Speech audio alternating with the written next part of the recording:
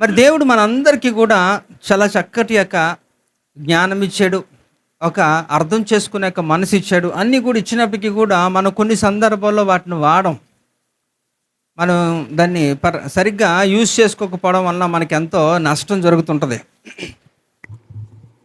ఈరోజు మనం చూద్దాం, ఒక చక్కటి యొక్క విషయాన్ని మీకు తెలియజేస్తాను. ఎక్కువ సమయాన్ని తీసుకొని త్వరగానే ముగించేస్తాను. మీరు నాకు సహకరించాలి. నేను అడిగేటప్పుడు మీకు తెలిస్తే తెలుసు అని చెప్పండి, లేదంటే లేదు, అంతే. అంతేగాని అలాగా బొమ్మల్లా కూర్చుకోకూడదు. దేవుని సన్నిధిలో వచ్చినప్పుడు యాక్టివ్గా ఉండాలి. సరే, మనం చూద్దాం. ఇక్కడ సామెతల గ్రంథంలో సామెతలు 26వ అధ్యాయము 13వ వచనాన్ని చూస్తే, సోమరి దారిలో సింహం ఉన్నదనను, వీధిలో సింహం ఉన్నదనను. రైట్. ఇక్కడ ఏంటట, సోమరి ఏమంటాడట, దారిలో సింహం ఉన్నది అంటున్నాడట, వీధిలో కూడా సింహం ఉంది అంటున్నాడట. ఇప్పుడు ఈ యొక్క గ్రంథకర్త గురించి రెండు మాటలు నేను తెలియజేసే తర్వాత మనం వెళ్ళిపోదాం. మరి సొలొమోను ఎంతటి జ్ఞానవంతుడో చాలాసార్లు మాట్లాడుకున్నాం. మనం మాట్లాడుకున్న దానికంటే దేవుడే ఆయన గురించి చక్కటి మాటలు పలికారు. సొలొమోను ఎంతో జ్ఞానము కలిగిన వ్యక్తి, అన్నిటి గురించి కూడా ఆయనకు అవగాహన ఉంటుంది. మరి ఆయన రచించిన 3 పుస్తకాల్లో ఈ యొక్క సామెతల గ్రంథం ఒకటి, అలాగే ప్రసంగి గ్రంథము, అలాగే పరమగీతాలు. సో ఈ యొక్క క్రమాన్ని ఒకసారి ఆలోచిస్తే మొట్టమొదటిగా మనకి సామెతల గ్రంథం కనబడుతుంది కదా. కీర్తనల తర్వాత సామెతల గ్రంథం ఉంటుంది, సామెతల తర్వాత ప్రసంగి తర్వాత పరమగీతాలు. కానీ అది ఆర్డర్ అది కాదు. సో సొలొమోను మరి దావీదు యొక్క కుమారుడు, బెత్షెబకి దావీదుకి పుట్టిన కుమారుడు. మరి ఈ యొక్క సొలొమోను మరి 20 సంవత్సరాలకే రాజు అయిపోయాడు. మరి 20 సంవత్సరాలు వయసు కలిగిన పిల్లలు ఎంతటికి జ్ఞానం ఉంటుందండి వాళ్ళకి ఎంత మెచ్యూరిటీ ఉంటుంది, పరిపక్వత ఏముంటుంది, వాళ్ళకి పెద్దగా అవగాహన ఉండదు. కనీసం 25 సంవత్సరాలు దాటితే తప్ప కాస్త జ్ఞానం ఉండదు. కనుక 20 సంవత్సరాలకే రాజు అయిపోయినప్పుడు ఇశ్రాయేల్ దేశాన్ని, ఉమ్మడి ఇశ్రాయేల్ దేశం అంటే 12 గోత్రాలని కలిసి చాలా పెద్ద విస్తీరణ. మరి అన్ని గోత్రాలని మరి ఈ యొక్క రాజుగా ఈయన పరిపాలించాలంటే ఏం కావాలి, జ్ఞానం కావాలి. కనుక ఈ ఇశ్రాయేల్ దేశాన్ని పరిపాలించడానికి ఆయన వయసు చాలదు, ఆయనకి ఎలాంటి యొక్క ఎక్స్పీరియన్స్ అంటే ఒక అనుభవం కూడా లేదు. సో ఆయన మొట్టమొదటిగా దేవునికి చేసిన ప్రార్థన ఏంటంటే, దేవా మరి ఈ యొక్క ఇశ్రాయేల్ దేశాన్ని పరిపాలించడానికి నన్ను రాజుగా నియమించారు కనుక మరి ఈ యొక్క ప్రజలందరినీ పరిపాలించడానికి నాకు తగిన జ్ఞానము ప్రసాదించు అని చెప్పి దేవుడిని ఆయన అడిగాడట. బైబిల్ గ్రంథంలో అనేక ప్రార్థనలు ఉన్నాయి. అన్ని ప్రార్థనల్లో కూడా ఈ యొక్క సొలొమోను ప్రార్థన అంటే దేవునికి చాలా ఇష్టం. ఎందుకంటే ఆయన ఏం అడిగాడట, ఆయన జ్ఞానం అడిగాడు, ఆయన ఇంకేది అడగలేదు. సో ఆ ప్రార్థనకి దేవుడు చాలా సంతోషపడి ఆయన ఏం చేశారట, మరి అడగలేనిది కూడా, ఐశ్వర్యము, సంపద, అన్నీ కూడా, అందము అన్నీ కూడా ఆయన సొలొమోనుకు అనుగ్రహించాడు. మరి సొలొమోను ప్రార్థన బైబిల్ గ్రంథంలో ఇప్పటికీ కూడా నిలిచిపోయింది, చాలా ఫేమస్ అంటే మరి ఆయన ప్రార్థన. అయితే ఇది ఎందుకు నేను చెప్పానంటే, అంతటి జ్ఞానవంతుడు కదా. మరి సొలొమోను రాసిన మొట్టమొదటి యొక్క పుస్తకమే యొక్క సామెతల గ్రంథం.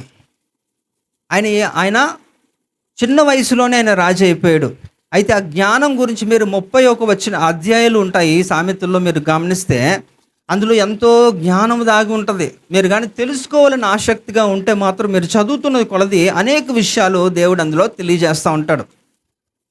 మరి సొలొమోను 3000 సామెతలు రాస్తే దేవుడు మాత్రం కరెక్ట్గా దేవుడు ఎన్నుకున్నాడట, 31 అధ్యాయాలు మాత్రమే అందులో ఉన్న సామెతలు మాత్రమే తీసుకున్నాడు. అంటే ఇక్కడ మీరు ఆలోచించండి, దేవుడికి అనుకూలంగా ఏదైతే ఉంటుందో అదే తీసుకుంటాడు. సో కీర్తనలు కూడా 1005 రాస్తే అందులో 2 ఒక కీర్తనలో దేవుడు సొలొమోను ద్వారా తీసుకున్నాడు. ఈ సొలొమోను చిన్న వయసులోనే మరి ఆయన జ్ఞానాన్ని సంపాదించుకున్నాడు దేవుని చేత. కనుక మరి ఆయన జ్ఞానాన్ని పరీక్షించడానికి, తెలుసుకోవడానికి ఎంతమందట, ఎంతోమంది ఎంతో దూరం నుంచి షేబా దేశపు రాణి కూడా వచ్చి ఆయన జ్ఞానాన్ని స్వయంగా చూసింది, తెలుసుకుంది. మరి ఆ నోట ఈ నోట చెప్పినది కంటే నేను చూసిందే ఎక్కువ, నేను విన్నదే తక్కువ అని తనే ఫీల్ అయింది ఈ సొలొమోను యొక్క జ్ఞానాన్ని గురించి. అయితే మరి మంచి యవ్వనస్తుడిగా ఉంటున్నప్పుడు ఆయన రాసినది పరమగీతాలు 8 అధ్యాయాల్లో మనం చక్కగా దాని గురించి మనం తెలుసుకున్నాం అనేక విషయాలు. ఈ పరమగీతాలు 8 అధ్యాయాలు కూడా ఆయన మంచి యవ్వన ప్రాయంలో ఉంటున్నప్పుడు రాశాడు. ఆయన మరి ఆఖరి దినాల్లో మరి రాసిన గ్రంథము ప్రసంగి. అంతా కూడా ఆయన తెలుసుకోగలిగాడు, అంతా వ్యర్థం, అంతా వ్యర్థం, సూర్యుని కింద ఉన్న సమస్తము వ్యర్థమే అని చెప్పి ఆయన తెలియజేస్తున్నాడు. అంటే మీరు అర్థం చేసుకోవాల్సింది ఏంటంటే ఈ 3 పుస్తకాలు ఈయన ద్వారా రచించబడ్డాయి. అయితే ఇప్పుడు మనం చదువుకుంటున్న 26వ అధ్యాయంలో 13వ వచనంలో చూస్తే ఈ 26 సారాంశం ఏంటంటే అందులో 28 వచనాలు ఉంటాయి. ఈ 28 వచనాలు కూడా ప్రధానంగా వేటి గురించి మాట్లాడుతున్నాయి అంటే మూర్ఖుల గురించి మాట్లాడుతున్నాయి, అలాగే సోమరుల గురించి మాట్లాడుతున్నాయి, అలాగే ఇంకా సంబంధము లేని విషయాల్లో కలహాలుకి సృష్టించడానికి ముందుకు వెళుతున్న వారిని గురించి మాట్లాడుతుంది. తర్వాత ఇతర విశ్వాసాల గురించి మాట్లాడుతుంది ఈ 28 వచనాలు కూడా. అయితే ఇందులో ప్రధానంగా మనం తెలుసుకోవాల్సింది ఏంటంటే 26వ అధ్యాయంలో ఒక మాట చూడండి, ఏమంటాడట, సోమరి సింహం ఉన్నదనును వీధిలోనూ సింహం ఉన్నదనును అంటున్నాడట. అంటే సోమరు అనేవాడు ఏమంటాడట, వీధిలో సింహం ఉంది. నిజంగా వీధిలో సింహాలు ఉంటాయండి? సింహాలు ఎక్కడుంటాయి? అరణ్యంలో ఉంటాయి కదా. కానీ రోడ్ల మీద ఎందుకు తిరుగుతాయి? ఎందుకు యొక్క వీధుల్లో తిరుగుతుంది అంటున్నాడు వాడు అంటే ఇక్కడ మీరు అర్థం చేసుకోవాలి. ఈ సోమరు అనే వ్యక్తికి అంటే వాస్తవంగా సోమరితనము కలిగిన ఆ లక్షణము కలిగిన ఏ వ్యక్తులైనప్పటికీ కూడా వారికి పని చేయడం ఇష్టం ఉండదు. వారి పని చేయడం అయిష్టం. వాళ్ళకి పని చేయడానికి బదులుగా ఏం చెప్తారట, సాకులు చెప్తా ఉంటారు. ఏటట, ఏమంటారు అక్కడ, దారిలో సింహం ఉంది అంటున్నాడు. దారిలో సింహం ఉందంటే సింహం ఏం చేస్తుందండి? చంపేస్తుంది కదా. క్రూర మృగం కాబట్టి చంపేస్తుంది. కనుక ఆ సింహం ఉంది కాబట్టి నేను ఇప్పుడు వెళ్ళక్కర్లేదు, నేను ఇక్కడ పని చేయక్కర్లేదు అనే ఒక ఆలోచనతో ఆ వ్యక్తి అలా మాట్లాడుతుంటాడు. అందుకని అంటే ఆయన చాలా చక్కగా ఈ సోమరుల గురించి కానీ ఇప్పుడు నేను చెప్తున్న ఒక సారాంశం అంతా కూడా ఇలాంటి వ్యక్తుల గురించి చాలా చక్కగా సొలొమోను తెలియజేస్తున్నాడు. కనుక ఇక్కడ అంటే పనిని తప్పించుకోవడానికి సాకులు వెతికే క్రమంలో వాడి పని చేస్తున్నాడు. ఈ సోమరు అనేవాడు ఏమన్నట, దారిలో సింహం ఉంది, వీధిలో సింహం ఉంది, కనుక నేను ఇప్పుడు వెళ్ళను అనే ఉద్దేశంతోనే ఆయన చెప్తున్నాడు. అయితే ఇక్కడ మనం గుర్తుపెట్టుకోవాలి, ముందుగా మనం ఏది తెలుసుకుంటున్నా చాలా స్పష్టంగా దాని గురించి దాని యొక్క మూలాలు ఏంటో మనం తెలుసుకుంటే అప్పుడు అక్కడ రాసిన సందర్భం మనకు అర్థమవుతుంది. మీకు అర్థమైనట్టుగా మీరు అర్థం చేసుకోవడం కాదు, అక్కడ రాసిన ఉద్దేశం ఏంటో మీరు తెలుసుకోగలిగితే దాని యొక్క పరిభాషలో ఆధ్యాత్మికంగా దేవుడు ఏం తెలియజేస్తున్నాడో అది తెలుసుకుంటే మీకు సులువుగా అర్థమైపోతుంది. That is called the right division of the word అంటారు. అంటే వాక్యాన్ని సరైన రీతిలో విభజించాలి, ఆ ఉద్దేశాన్ని మనం కనుగొనాలి, అప్పుడు మీకు సులువుగా అర్థమైపోతుంది. ఇప్పుడు ఈ సందర్భాన్ని మనం చూస్తే అక్కడ ఏమి నెపాన్ని చూపిస్తున్నాడు ఆయన, ఏం చెప్తున్నాడట, దారిలో ఏముందండి? మీకు ఎప్పుడైనా కనబడిందా? మీకు కనబడితే మీరు నాకు కనబడరు కదా, అంతే సింపుల్. కనుక ఇక్కడ సింహం ఏం చేస్తుందట, దారిలో ఉందని సాకు చెప్తున్నాడు, వీధిలో సింహం ఉంది అంటున్నాడు.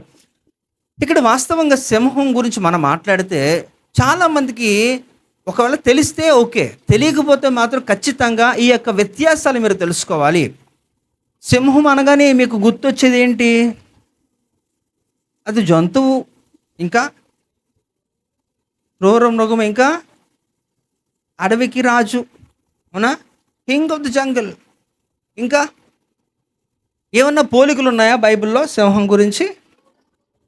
యూదా గోత్రపు సింహం కదా ముందు వస్తుంది థాట్, మంచిదే, చాలా సంతోషమే. కానీ బట్ నేను చెప్తున్నాను ఇంకొకటి కూడా, 1 పేతురు 5వ అధ్యాయము 8వ వచనంలో కూడా ఒక మాట ఉంది కదా, చదవాలి. నిబ్బరమైన బుద్ధి గలవారై మెలకుగా ఉండుడి, మీ విరోధి అయిన అపవాది గర్జించి సింహము వలె ఎవరిని మింగుదునా అని వెతుకుచూ తిరుగుచున్నాడు. ఇక్కడ మీరు గమనిస్తే మనం ఇందాకలో మాట్లాడుకున్నాం కదా, యూదా గోత్రపు సింహము యేసు ప్రభువారు, కరెక్టే, సందేహమే లేదు. కానీ ఇక్కడ కూడా చూస్తే ఇక్కడ ఒక సింహం కనబడుతుంది. నిబ్బరమైన బుద్ధి గలవారే మెలకుగా ఉండుడి, మీ విరోధి అయిన అపవాది గర్జించు సింహం వలె ఎవరిని మృంగుదునా అని వెతుకుచూ తిరుగుచున్నాడట. అంటే వీడు కూడా ఒక సింహమే. అయితే ఎందుకు వీడు కూడా అలాంటి యొక్క పోలికతో వాడు పోల్చుకుంటున్నాడు అంటే కూడా దీని గురించి ఎప్పుడు ఇలాంటివన్నీ కూడా మనం మాట్లాడుకున్న అంశాలే. ఎందుకంటే ఎవడండాడు ఆడి పేరు అక్కడ రాసింది కదా, అపవాదేనా? అపవాది ఎవడు? లూసిఫర్ కదా. అపవాదిగా మారక మునుపడి పేరు లూసిఫర్. లూసిఫర్ ఎవరు? ప్రధాన దూతల్లో ఒకడు కదా. మనకి తెలిసిన ఒక పేర్లతో కలిగిన 8 ప్రధాన దూతలు మనకు తెలుసు, పేర్లు కూడా మనం మాట్లాడుకున్నాం, అందులో వీడు ఒకడు. అయితే ఈ లూసిఫర్ కూడా చాలా కోట్ల సంవత్సరాల క్రిందట ఎక్కడున్నాడు వీడు కూడా దేవునితో పాటు ఉన్నవాడే, పరలోకములో వీడు కూడా ఉన్నాడు. కనుక మరి ఆ పరలోకము నుంచి ఎప్పుడైతే నెట్టివేయబడ్డాడో, ఆడు పాతాళానికి నరకి వేయబడ్డాడో, అప్పటి నుంచి కూడా వాడు కూడా ఈ భూమి మీద వాడి రాజ్యాన్ని స్థాపించుకుంటూ వాడు కూడా అనేక కార్యములు చేస్తున్నాడు. వాడికి కూడా ఒక సైన్యము, ఒక గుంపు కూడా ఉంది. వాటి గురించి కూడా ఎఫెసీ రాసిన పత్రికలో 6వ అధ్యాయంలో 12వ వచనంలో అపోస్తలుడు పౌలు గారు తెలియజేస్తున్నారు కదా, మీరు ఎవరితో పోరాడుతున్నారట? శరీరులతో కాదు కానీ ప్రధానులతోని, లోకనాథులతో, అంధకార దురాత్మల సమూహంతో. అంటే వీళ్ళందరూ కూడా ఒక సెట్ ఆఫ్ ఏంటట, వారి యొక్క ఒక గ్రూప్స్ అన్నమాట, డిఫరెంట్ గ్రూప్స్. ఇవన్నీ కూడా వారందరూ కూడా ఈ భూమి మీద వారికి ఒక విధానాలు ఉన్నాయి, ఇవన్నీ కూడా పనిచేస్తున్నాయి, నిరంతరం కూడా పనిచేస్తున్నవే. కనుక పైనైతే యేసు ప్రభు వారు పరలోకంలో ఎలాంటి క్రమాలు అలవర్చాడో, ఎలాంటి యొక్క పద్ధతులు నేర్పించాడో, ఎలాంటి పేర్లతో ఉన్నాయో అలాగా వాడు కూడా అక్కడే ఉన్నాడు. కాబట్టి ఎప్పుడైతే వాడు కిందకి నెట్టివేయబడ్డాడో అప్పుడు వాడు కూడా ఏం చేస్తున్నాడట, వాడు కూడా ఎవ్రీథింగ్ కాపీ పేస్ట్ అన్నమాట. యేసు ప్రభు వారికి యోధా గోత్రపు సింహం అని ఉంటున్నప్పుడు సింహం కాబట్టి వీడు కూడా వాడిని అలా పోల్చుకుంటున్నాడు, సింహం అనే పోల్చుకుంటున్నాడు. అది వాడి సాటిస్ఫాక్షన్కి, కానీ మనం అన్నీ అలా పట్టించుకోవాల్సిన అవసరం లేదు. అయితే సింహం సాధారణంగా ఏం చేస్తుంది? చంపేస్తుంది ఎవరినన్నా. క్రూర మృగం అనగానే క్రూరత్వానికి ఏంటట, జాలి, దయ, కరుణ, ప్రేమ ఏమి ఉండదు. ఇప్పుడు ముసలివాడిని చూసినప్పటికీ కూడా అది చంపేస్తుంది, చిన్న పిల్లోని చూసినా చంపేస్తుంది. ఎలాంటి వయసుతో సంబంధం లేదు. దానికి ఆకలిగా ఉంటున్నప్పుడు, నీవు దాని కళ్ళ ముందు ఉంటున్నప్పుడు అది నిన్ను చంపి తినివేస్తుంది, అంతే. అందుకనే క్రూర మృగాలంటేనే ఇలాంటి స్వభావం అన్నమాట. వాళ్ళకి ఏమి ఎలాంటి యొక్క జాలి అనేది ఉండదు. లేదండి నాకు ఒంట్లో బాగాలేదని వదిలే అంటే కూడా ఒప్పుకునేది లేదు. నీ ఒంట్లో బాగపోతే నాకెందుకు, నేను చంపి తినాల్సిందే అని అది చంపేస్తూ ఉంటుంది.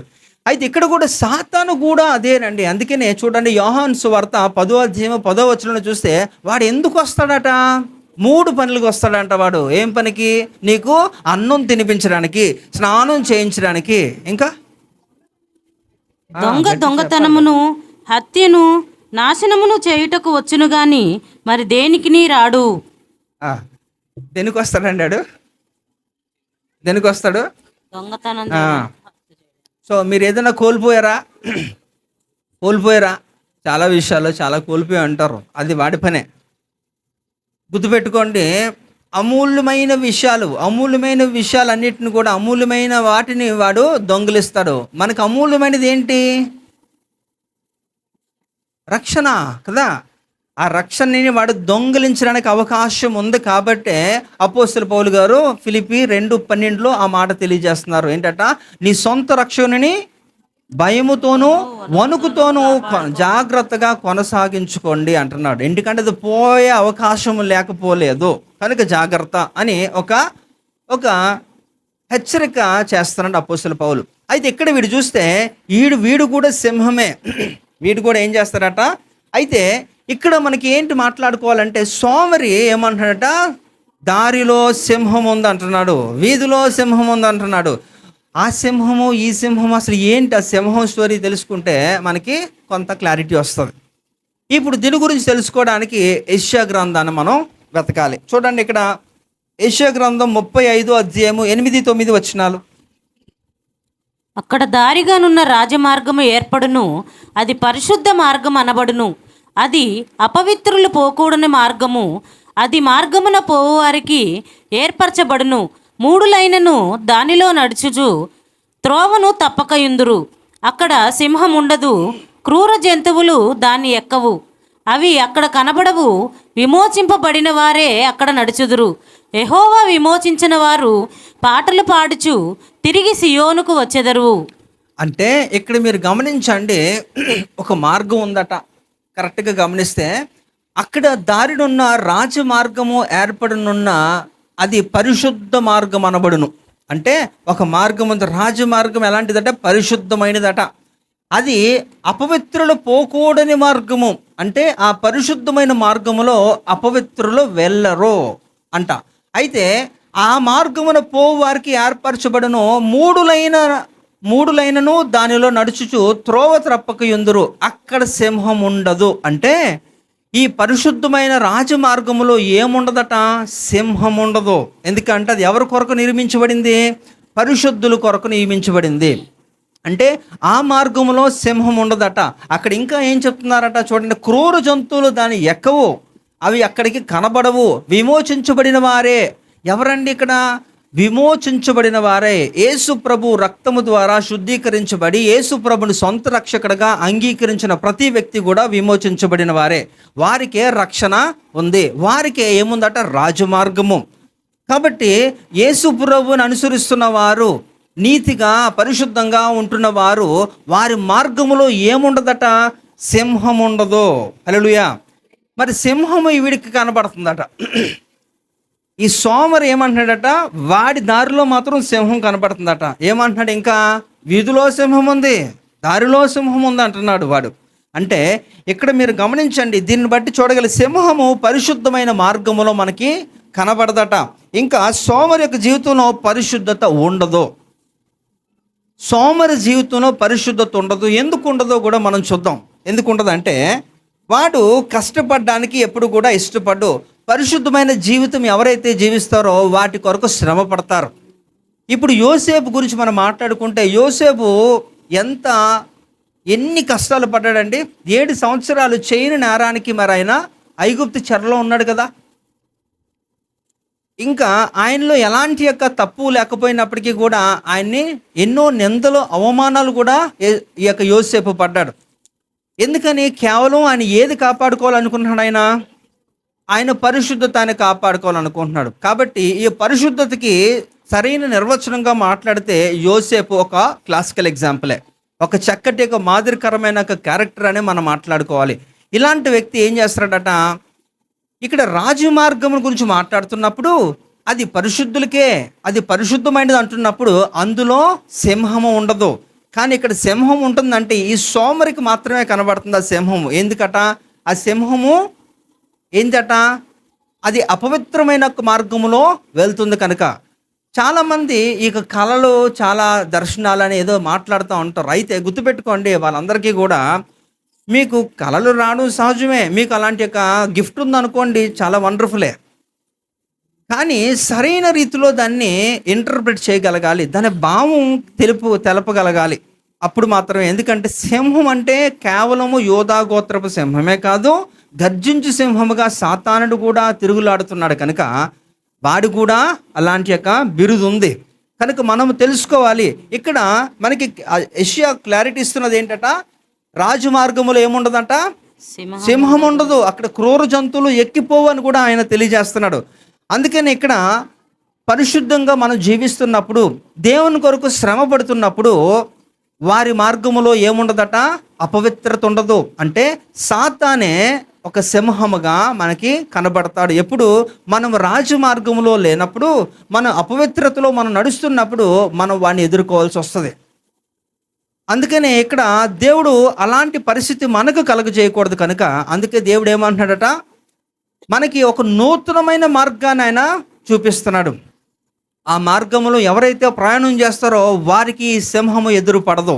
అందుకని హెబ్రీ పత్రిక 10వ అధ్యాయంలో మనం చూద్దాం.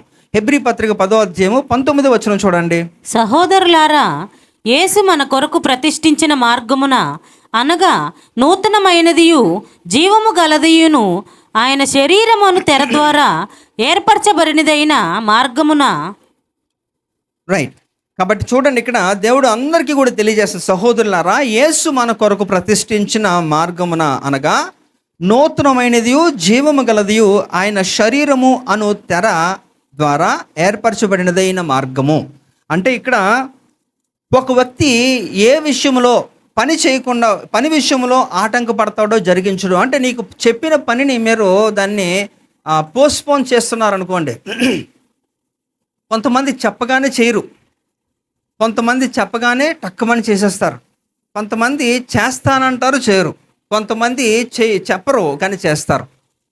వివిధ రకాల వారు ఉంటారు. కానీ ఈ సోమరి వాడికి ఉన్న లక్షణం ఏంటంటే వాడు ఖచ్చితంగా వాడి శ్రమ పడ్డానికి ఇష్టపడడు. శ్రమ పడ్డానికి ఇష్టపడ్డు, పని అంటేనే వాడికి ఇష్టం లేదు. అందుకే అలాంటి వారు ఏమంటామంటే పనిగండం ఉందట అడిగే కదా.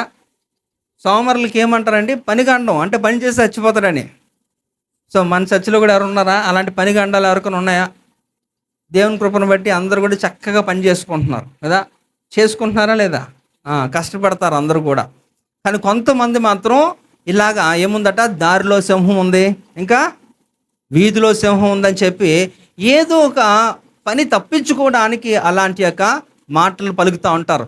అయితే ఏ వ్యక్తి అయితే పని చేయడానికి ఇష్టపడడో, అందుకనే కదా దేవుని వాక్యం కూడా చెప్తుంది, కష్టపడని వాడు తిండికి పాత్రుడు కాదట. అవునండి, కరెక్టేనా? కష్టపడి మనము పని చేసుకోవాలి, నీ పని నువ్వు చేయి. అయితే నీ యొక్క జీవనోపాధి కొరకే కాదు కానీ దేవుని రాజ్యము కొరకు కూడా నువ్వు శ్రమ పడాలి. మనం శ్రమ పడకుండా పరలోకం వెళ్ళిపోవాలనుకుంటే అది అసాధ్యమని చెప్పాలి. శిష్యులే ఎంతో చక్కగా పరిచర్య చేసిన వారే ఒక సమయంలో వారు ఏమైపోయారట, వారందరూ కూడా చెదిరిపోయారు. ఎందుకంటే యేసు ప్రభు వారు చనిపోయిన తర్వాత వారి పరిస్థితులు అన్నీ కూడా తలకిందలైపోయాయి. వారిని నడిపించే ఒక నాయకుడు లేకపోయే కనుక వారందరూ కూడా బాధల్లో ఉంటున్నప్పుడు వారందరినీ కూడా దృఢపరిచి హెచ్చరించి వారిని మోటివేట్ చేసిన ఒక గొప్ప నాయకుడిగా ఈ యొక్క అపోస్తలుడు పౌలు కనబడుతున్నాడు. అందుకనే ఆయన ఏమంటాడు చూడండి, అపోస్తల కార్యం 14వ అధ్యాయంలో 22వ వచనాన్ని చూస్తే, అది లేదులే చదవండి అమ్మా. అపోస్తల కార్యము 14:22.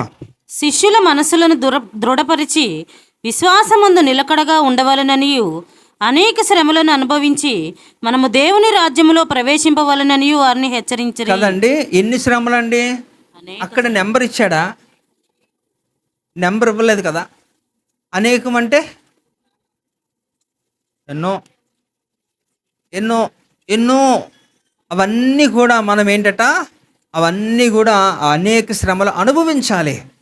ఇప్పుడు శ్రమ లేనిదే పరలోకం లేదు కదా. సిలువ లేకపోతే కిరీటమే లేదు. కనుక శ్రమలు మనం అనుభవించాలి. ఆ వాటి గురించి యాకోబు పత్రికలు కూడా శ్రమలు సహించువాడు ధన్యుడు అంటున్నప్పుడు ఆ ధన్యత అంటే ఏమీ లేదండి, కేవలం మీరు మిమ్మల్ని దేవుని రాజ్యంలో వారసులుగా మీరు ఉండడానికి అవకాశం ఉంటుంది. కనుక శ్రమలు మంచివి. శ్రమను మనం ఏం చేయాలంటే కోరుకోవాలి. కానీ ఎవరికి ఇష్టం ఉంటుందండి? ఎవడు కూడా శ్రమ అంటేనే ఎవరికి ఇష్టం ఉండదు కదా. అందరూ కూడా శ్రమ నుండి నన్ను తప్పించు అని ఇలాంటి ప్రార్థనలు చేస్తారు, కానీ శ్రమలను ఎదుర్కొని ముందుకు కొనసాగే ఒక జీవితాలు మాకు ఇవ్వండి అని ఎవరూ ప్రార్థన చేయరు. ఈ విషయానికి మనం చాలా సందర్భాల్లో 2వ కొరింథీ పత్రికలో 8వ అధ్యాయంలో మొదటి నుంచి మనం చూస్తే అక్కడ ఒక సంఘాన్ని గురించి మనం మాట్లాడుకుంటాం, మాసిదోనియా సంఘం గురించి కదా. వారు తినడానికి చాలా ఇబ్బంది పడుతున్న క్రమంలో ఇంకా వారు కటిక దరిద్రులట, కానీ ఉదార స్వభావం కలిగిన వారు, చక్కటి ఔన్నత్యం కలిగి ఎంతో చక్కగా వారు ఏం చేశారట, పౌలు గారు ఒక పిలుపు మేరకు వారు ఏం చేశారట, వారికి ఉన్నదంతా కూడా వారికి లేకుండా కూడా వారు ఇచ్చేస్తారట పౌలు గారికి. ఎందుకని? సువార్త పని నిమిత్తము సంఘములకు ఈ యొక్క మిషనరీలుగా పంపబడుతున్న వారికి సహాయం కొరకు నిధులను సేకరించే క్రమంలో అన్ని సంఘాలు కూడా అందరూ కూడా వారి వారి యొక్క సహాయాన్ని విరాళాలను ఇచ్చినప్పటికీ అందులో ప్రధానంగా కనబడేది ఎవరిదట? మాసిదోనియా సంఘం. గట్టిగా మాట్లాడితే మాసిదోనియా సంఘం గురించి మనకి అక్కడ తప్ప ఇంకెక్కడ కనబడదు. వారి పేరు మీద కనీసం ఒక పత్రిక కూడా లేదు. ఉందా? లేదే. ఎవరి గురించి ఉన్నది? దెసలోనికా గురించి రాశారు, కొరింథీ గురించి రాశారు, ఎఫెసీ, కొలస్సీ, గలతీ, ఫిలిప్పీ, ఇంకా వీటన్నిటి గురించి ఈయన రాసుకొచ్చారు. హెబ్రీ గురించి రాశాడు. కానీ మాసిదోనియా అక్కడ కూడా కనబడలేదు. కానీ ఎంతో ఉన్నతంగా వారు సహాయం చేశారు దేవుని కొరకు. హల్లెలూయా. కాబట్టి శ్రమలను మనం ఏం చేయాలట? ఎదుర్కోవాలి. దేవుని పని నిమిత్తం ఏం చేయాలట? మనం శ్రమ పడడానికి ఇష్టపడాలి. ఎవరైతే ఆధ్యాత్మికంగా ఎదగాలనుకుంటున్నారో వాడు శ్రమ పడకుండా ఆధ్యాత్మికంగా ఎప్పుడూ కూడా మీరు పరిపూర్ణులు కాలేరు. మీరు ఆధ్యాత్మికంగా మీరు ఆత్మ చేత మీరు నింపబడలేరు కూడా. మీరు ఉన్నది ఉన్నట్టుగా అలాగే ఉంటే మీరు ఏది అవ్వదండి. గుర్తుపెట్టుకోండి, చాలా సందర్భాల్లో ఒకడు ఏ తప్పు చేయలేదు, చాలా నీతిమంతుడు, కానీ ఎవడికి ఉపయోగం లేదు. ఏంటి ఉపయోగం? నువ్వు నీతిమంతుడు పరిశుద్ధుడు అయ్యి దేవుని రాజ్యానికి ఒక్కటి కూడా ఉపయోగపడలేనప్పుడు వేస్టే. అందుకనే కదా ఒకటి నాకు ఆశ్చర్యం వేస్తా, లూకాసు వార్త 15వ అధ్యాయంలో 7, 9, 10 వచనాల్లో మీరు గమనిస్తే, ఒక్క పాపి కానీ మారితే పరలోకంలో ఏం జరుగుతుందట? గొప్ప విందు జరుగుతుందట కదండి. అలాగే మనం ఒక గుడ్ సమరిటన్ గురించి మనం మాట్లాడుతున్నప్పుడు ఇక 99 యొక్క గొర్రెలన్నిటిని కూడా వదిలేసి ఒక్క తప్పిపోయిన గొర్రె గురించే ఆ కాపరి వెతుకులాట. అవునా? ఇప్పుడు వారందరూ, ఇప్పుడు చిన్న కుమారుడు తప్పిపోయాడు, పెద్ద కుమారుడు బాగానే ఉన్నాడు, అక్కడికి ఏం చేయలేదు ఇంట్లో, కానీ ఈర్ష్య ఇంకా స్వార్థంతో నిండిపోయి ఉన్నాడు. వాడి వల్ల పెద్దగా ఎవరికి ఉపయోగం లేదు. ఇక చిన్నవాడిని ఎలివేట్ చేస్తున్నారు. అంటే అలాగని మీరు తప్పు చేసి మిమ్మల్ని మీరు కరెక్ట్ చేసుకొని మిమ్మల్ని ఎలివేట్ చేయాలనేది ఉద్దేశం కాదు. కానీ ఇక్కడ మీరు అర్థం చేసుకోండి, 365 రోజులు కూడా స్కూల్కి కాలేజీకి వెళ్ళిపోయి ఎగ్జామ్స్లో పెద్ద 0 తెచ్చుకుంటే ఏంటి ఉపయోగం? వేస్టే కదా, వేస్టే. కనుక అలాంటివి ఏవి కూడా మనకి పనిచే, అంటే దేవుని రాజ్యం కొరకు నువ్వు ఎంత శ్రమ పడుతున్నావు అనేది ఇక్కడ మనకి పాయింట్. కనుక ఈ సోమరులు అంటున్నప్పుడు వారు ఎవ్వరికి పనిచేయరు. ఇంకా చాలా, ఇప్పుడు మీరు 26వ అధ్యాయంలో కూడా మీరు చదువుకోండి, చాలా చక్కటి విషయాలు ఉంటాయి. అందుకనే ఇక్కడ అది చాలా అంటే ఇలాంటి వారు కూడా ఉంటారా అనిపిస్తుంటుంది. ఒకసారి చూడండి, సామెతలు 26:15 చూడండి, చదవండి అమ్మా. సామెతలు 26:15. సోమరి పాత్రలో తన చెయ్యి ముంచును. ఏంటిది? పాత్రలో తన చెయ్యి ముంచును, ముంచి నోటి యొద్దకు దాన్ని తిరిగి ఎత్తుట కష్టం అనుకొనును. ఏంటండిది? ఏదో మీ గురించి చెప్తున్నట్టు అలాగే దగ్గరగా ఉందా అలాంటిది ఏమన్నా? మీకేనా అది? ఎంత విచిత్రంగా ఉందండి అది. ఇలాంటి వారు కూడా ఉంటారా లేదా? చెప్పాలి. ఉంటారట. ఎవరో ఒకసారి వాళ్ళు ఉంటే నేను చూడాలనుకుంటున్నాను, ఎక్కడుంటే. నాకు ఆశ్చర్యం అనిపించింది. సోమరి పాత్రలో తన చేయి ముంచునట, నోటి యొద్దకు దాన్ని తిరిగి ఎత్తుటకు కష్టమ పడిపోతున్నాడట. ఎక్కడుందండి? ఈ చేతిలో ప్లేట్ పెట్టుకొని అది అందులో ఇలా చేయి పెట్టి అది తినడానికి కూడా అంత ఇబ్బంది అంట. మరి అలాంటి వ్యక్తులు ఉంటే నిజంగా మన దండేసి దండం పెట్టాలా కదా. సోమర్ అంటే ఇది అనమాట. అంటే అలాంటి గురించి ఇక్కడ సొలొమోను చాలా చక్కగా చెప్తున్నాడు. ఈ యొక్క అధ్యాయం అంతా కూడా వాళ్ళ గురించి కొన్ని యొక్క వచనాలు ఉంటాయి చాలా. ఈ సోమరులు ఏ పని చేయడానికి ఇష్టపడరండి. పని అంటేనే వారు సాకులు వెతుక్కుంటారు. ఆడు వెతుక్కున్న సాకు ఏంటంటే, ఇందాక మనం చూస్తే వీధిలో ఏముంది? వీధిలో సింహం ఉంది. అరే బయటికి వెళ్ళి పని చేయారంటే అమ్మమ్మో అక్కడ సింహం ఉంది. పోనీ ఎక్కడికి వెళ్ళారంటే అమ్మో ఇక్కడ కూడా సింహం ఉంది. ఆడు పని చేయడాడు, ఏదో సాకులు చెప్తాడు. మరి పనే చేయలేనప్పుడు మరి దేవుని రాజ్యానికి వాడు ఎలా వెళ్తాడు? ఇప్పుడు అనేక శ్రమలు అనుభవిస్తే తప్ప మనం పరలోక రాజ్యానికి చేరమని ఎవరికి సలహా ఇస్తున్నాడు, ఎవరిని హెచ్చరిస్తున్నాడు అపోస్తులు పౌలు? సాక్షాత్తు శిష్యులకే కదా వార్నింగు. మరి అపోస్తులు చేయలేదండి, పని చేయలేదా? చాలా అనర్గళంగా వారు బోధిస్తున్నారు. ఒక్కసారి అపోస్తుల పౌలు ఈ యొక్క పేతురు గారు బోధిస్తే ఒకసారి 3,000 మంది, ఒకసారి 5,000 మంది ఒక్కసారిగా వారు రక్షణ పొందేశారు, బాప్తిజం పొందేశారు. అంటే వారు ఎంతగా వాడబడ్డారు. అలాంటి వారినే ఒక పరిస్థితిలోకి వెళ్ళిపోయినప్పుడు వారిని హెచ్చరిస్తున్నాడు. అంటే అలాంటి వారికి అనేక శ్రమలు అంటున్నప్పుడు మన పాటి వారికి, మీలాంటి వారికి శ్రమ వద్దే అంటే మీరు గుర్తుపెట్టుకోండి, పరలోకం అనే కాన్సెప్టే మర్చిపోండి. కనుక ఈ సోమరులుగా ఉంటున్నప్పుడు ఆధ్యాత్మికంగా వారు ఎప్పటికీ కూడా they are unfit for haven.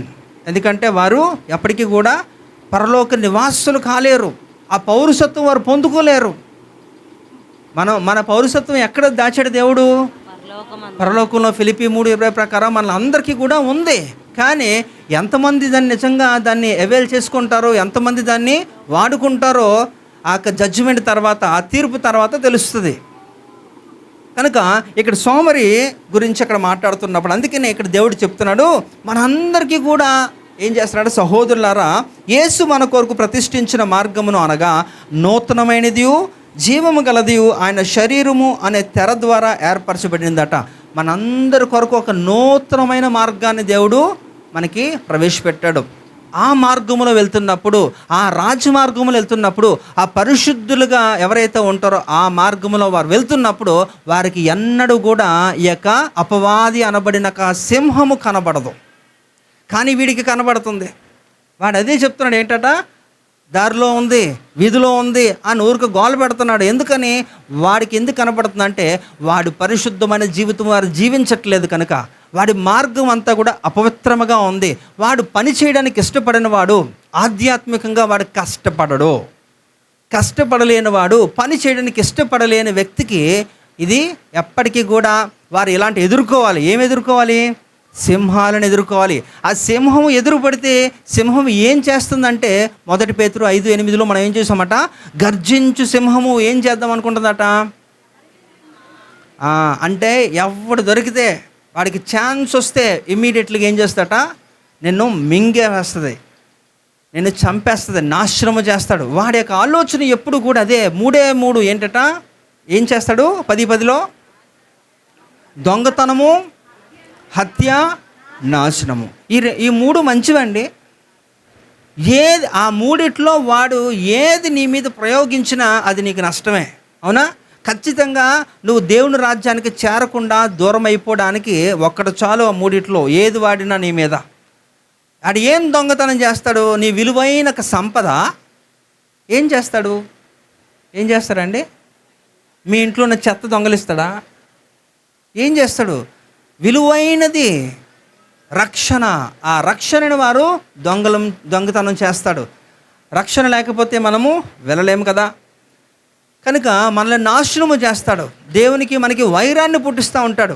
దేవునికి మనం ఎప్పుడు కూడా దూరంగా ఉండడానికి మనలో ఏం చేస్తారట, ఆ పాపాన్ని వాడు తీసుకొని వస్తాడు. మనం పాపము చేయడానికి వాడు నిరంతరము కూడా ప్రేరేపిస్తూ ఉంటాడు. అలాంటి వాడు సాతాను. కనుక వాడి చేతికి మనం చిక్కితే అంతే సంగతులు. అయితే ఈ సోమరి లక్షణము కూడా ఎలాంటిదంటే వాడి యొక్క మార్గము అపవిత్రమైనది. వాడు పని చేయడు, ఎప్పటికీ కూడా వాడు పని చేయడు. కనుక భక్తి విషయంలో ఎవరైతే శ్రమ పడరో, గుర్తుపెట్టుకోండి, భక్తి విషయంలో ఎవరైతే శ్రమ పడరో, కష్టపడరో, వారు మార్గం ఎలా ఉంటుందట, అపవిత్రమైనది. వారు నిరంతరము కూడా ఇలాంటి సింహాలను ఎదుర్కోవాలి వారి దారిలో. ఎవరైతే భక్తి కొరకు శ్రమ పడతారో, అంటే ఎంత దూరం అయినా సరే, ఎంతసేపు అయినా సరే దేవుని సన్నిధిలో కూర్చొని దేవుని యొక్క మాటలు ఆలకిస్తూ, చూడండి, మీరు ఇంట్లో కుటుంబ సభ్యులతో కానీ, లేకపోతే ఫ్రెండ్స్తో కానీ, బంధుమిత్రులతో కానీ చాలాసేపు స్పెండ్ చేస్తూ ఉంటారు. అనేకమైన వేలాది మాటలు మాట్లాడుతూ ఉంటారు. దానివలన మేబీ మీ కుటుంబాలలో ఐక్యత ఉంటుందేమో, తాత్కాలికంగా ఏదన్నా సంతోషాన్ని మీరు పొందుకుంటారేమో, కానీ ఖచ్చితంగా చెప్తున్నాను, విశ్వాసం మాత్రం రాదు, బలపడదు. అవునా? రోమపత్రిక 10:17 విషయంలో ఏం చెప్తున్నాడు? వినుడు వలన విశ్వాసము. ఎవరి గురించి ఇది? అంతే. మనం ఎవరి గురించి మాట్లాడుకోవాలి? మన విశ్వాసం మనం వృద్ధి చేసుకోవాలంటే, విశ్వాసం బలపడాలంటే, ఇంకా ఉన్నతమైన స్థానంలోకి వెళ్ళాలంటే నిరంతరము మనం దేవుని యొక్క మాటలు వినడానికి ఇష్టపడాలి. దేవుని గురించి సంభాషణ మనం చేయాలి. అందుకని ఇదే సొలొమోను చెప్తున్నాడు, విస్తారమైన మాటల్లో దోషం ఉండక మానదు కదా. చెత్త అంతా మాట్లాడుతున్నప్పుడు చెత్తే ఏముండదు. దానివల్ల మీ విశ్వాసం కాదు కదా. ఈ ఆత్మ ఫలాల్లో ఈ 9 కూడా ఏది కూడా ఒక్కటి కూడా మీకు ఉండదు. మీ ఎనర్జీ వేస్ట్ అంతే. అలాగని మాట్లాడొద్దని చెప్పట్లేదు, మాట్లాడుకోండి, దానికి ఒక నిర్దిష్టమైన సమయం ఉంటుంది. కానీ మోస్ట్లీ మీరు ఇక్కడ కానీ మీరు దేవుని సమయానికి కేటాయించగలిగితే, దేవుని గురించి తెలుసుకోవడానికి చెప్పడానికి ఇష్టపడితే అది మీకు మేలు. మీరు దేవుని కొరకు శ్రమ పడిన కొలది కూడా మీకు ఏముంటుందట, మీరు దేవునికి సమీపస్తులుగా ఉంటారు. హల్లెలూయా. అప్పుడు మీరు అడిగిన ప్రతిదానికి కూడా మీకు తెలియని వాటిని కూడా గూఢమైన అర్థములకి దేవుడు ఏం చేస్తాడట, మీకు విశదీకరిస్తాడు. అందుకనే ఇర్మియా గ్రంథం 33:3 ఏముందట, మీరు నాకు మొరపెట్టి నేను మీకు ఉత్తరం ఎత్తును, మీరు ఆలోచింపని గూఢమైన సంగతులు నేను మీకు తెలియజేత్తును అని కూడా దేవుడు తెలియజేస్తున్నాడు. మనకి చాలా చదువుతున్నప్పుడు మనకు అర్థం కావు చాలా విషయాలు. అర్థం అవ్వలేదు అన్నప్పుడు మనం వాడే యొక్క సూత్రం ఏంటి? అది వదిలేయడమే, అంతేనా? ఈ పేజ్లో నాకు అర్థం అవ్వకపోతే ఏం చేస్తాను? సింపుల్గా పేజ్ తిప్పడమే. ఈ టాపిక్ వదిలేద్దామండి, ఎందుకు అర్థం లేనిది అన్నట్టుగా. అలాగైతే మీరు ఇంకా అన్నీ వదిలేసుకోవాలి. సో దేవుడు కూడా అర్థం అవ్వడం మనకి, అవునా? యోబు అంటాడు కదా, అగోచరుడట. ఎవరండి? దేవుడిని ఏమంటాడు? అగోచరుడు, అర్థం కాడు. ఎవరు వెతికిన వాడికి అర్థమవుతాడు కదా. కానీ మీరు ఏం వెతుకుతున్నారో మీకే తెలుసు. వేటి కొరకు మీరు ఆసక్తి చూపిస్తున్నారు, ఎంత సమయాన్ని మీరు వెచ్చిస్తున్నారు అనేది మీకే తెలుసు. కనుక అలాగా మీరు ఆలోచించండి. ఈ సోమరులుగా ఉంటున్న వాళ్ళు ఎప్పటికీ కూడా ఏం చేస్తారట? వారు శ్రమ పడడానికి ఇష్టపడరు. కనుక ఈ సోమరు గురించి చూస్తే వారు పని చేయడానికి ఇష్టపడరు. కనుక వారి యొక్క మార్గములో ఎప్పుడు కూడా ఏముంటుందట? ఈ సింహములో వారు ఎదుర్కొంటారు. అందుకే ఎప్పుడైతే భక్తి విషయంలో మనము తీసుకోవాల్సినంత శ్రమ తీసుకుంటామో దేవుడు కూడా దానికి తగిన రీతిలో ఏం చేస్తారట? నిన్ను దీవిస్తాడు, నడిపిస్తూ ఉంటాడు. ఇక్కడ చూడండి, ఇక్కడ అందుకనే కీర్తనకారుడైన దావీదు కూడా 10వ అధ్యాయంలో 9వ వచనాన్ని చూస్తే, కీర్తనలు 10వ అధ్యాయము 9వ వచనం చూడండి. గుహలోని సింహము వలె వారు